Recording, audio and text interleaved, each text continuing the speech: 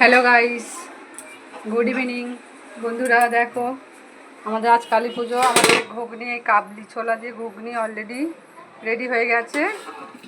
আর এদিকে মাংসটা ফ্রিজে থেকে বের করে আমি ডুবিয়ে রেখেছি। মাংসটা হবে এখন। লুচি বেলছে আমার বোন। এটা বোন তাকাও, হ্যালো বলে দাও। এই লুচি বেলছে, আমিও বেলবো। বন্ধুরা অনেক পড়ে আছে এখন, আমি একটু ব্লগ করছি, করে তারপর আমি একটু লুচি বেলবো। আর এটা আমার মা, বন্ধুরা দেখো আমার মা লুচি ভাজছে।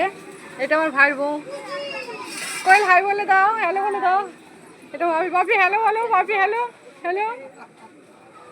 দেখো আমরা একটু তাড়াতাড়ি করছি, আমরা ঠাকুর আনতে যাব 7টার সময়। আমাদের আগ